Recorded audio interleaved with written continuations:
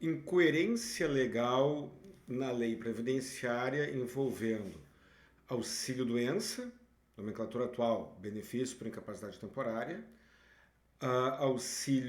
aposentadoria por invalidez, nomenclatura atual, benefício por incapacidade permanente, e auxílio acidente. A lei previdenciária é lotada de incoerências e essa é mais uma. Vamos lá, olhem só.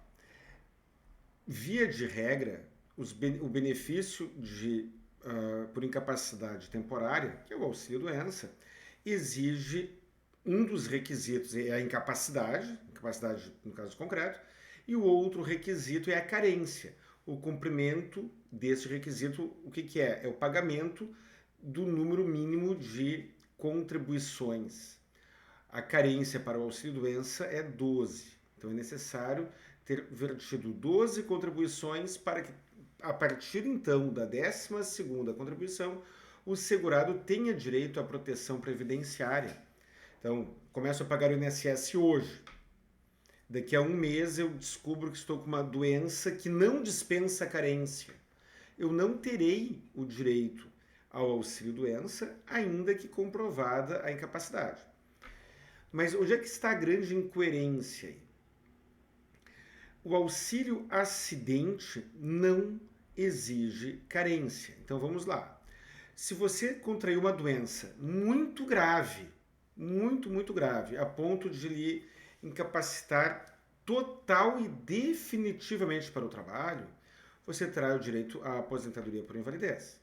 E aí você terá direito, e para que isso aconteça, você deverá ter cumprido a carência, número mínimo de contribuições. Se você contraiu uma doença muito grave, mas não a ponto de lhe deixar definitivamente incapaz. Você contraiu uma doença muito grave, a ponto de lhe deixar apenas temporariamente incapaz. Você terá direito ao auxílio doença, um benefício por incapacidade temporária.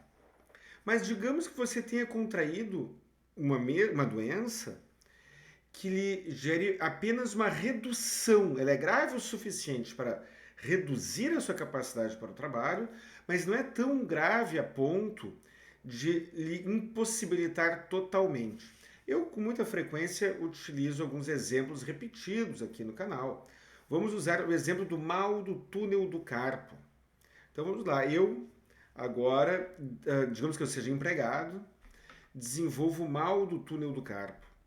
E aí, dentro da profissão que eu desempenho, o mal do túnel do carpo, ele me impossibilita totalmente de exercer a minha atividade laboral.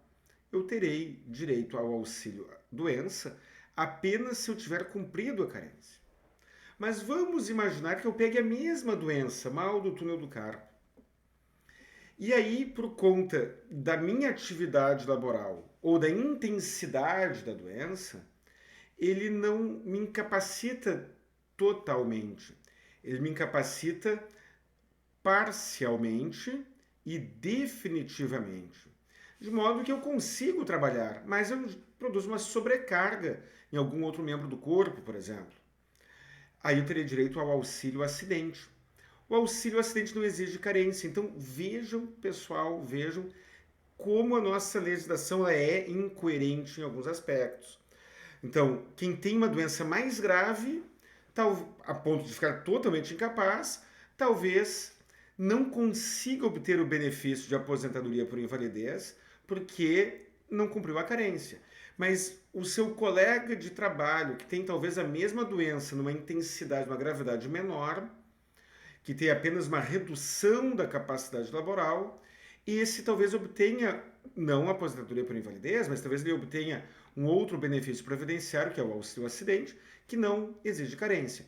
E o que é pior, existe o risco do segurado entrar com uma ação judicial pedindo o auxílio acidente e o perito detectar que ele não tem, as suas circunstâncias físicas não são compatíveis com o auxílio acidente, mas sim com a aposentadoria por invalidez. Isso sob a ótica da perícia médica.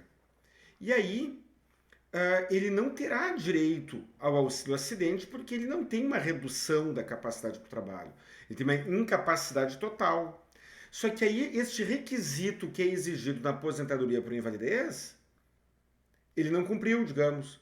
Aí ele não conseguirá se aposentar por invalidez porque não cumpriu a carência e também não receberá o auxílio acidente porque a sua lesão não gerou uma redução. Ela não gerou uma redução, gerou uma total incapacidade. Esse tipo de pegadinha jurídica, esse tipo de pegadinha legal, esse tipo de incoerência legal deve servir de alerta para o advogado na hora de encaminhar o benefício. Muitas vezes o advogado e o segurado, pelo seguinte, não existe, não cabe auxílio acidente para o contribuinte individual. Então, no caso do contribuinte individual, ele não tem a opção de tentar demonstrar que ele teve apenas uma redução da capacidade laboral para pegar o auxílio acidente. Ele precisará apostar suas fichas no auxílio doença ou na aposentadoria por invalidez. O empregado pode. Isso deve ser levado em conta por você, advogado.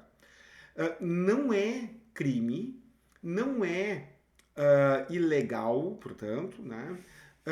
A pessoa que é segurada como contribuinte individual procurar um emprego para passar então a trabalhar como empregado, caso consiga, é claro, para que então, depois de detectada a sua redução da capacidade laboral vinculada ao seu trabalho, que aí então ela encaminha o pedido de auxílio acidente, desta vez já tendo atendido o requisito do auxílio acidente, que não é a carência, mas é o enquadramento como empregado doméstico ou segurado especial.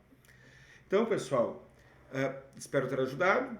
Essa questão da carência e dos requisitos para cada benefício, com esta incoerência quanto à sua gravidade da doença, isso deve ser levado em conta, isso deve ser objeto de atenção do segurado e principalmente do advogado que estiver tratando, que estiver enfrentando um problema como esse.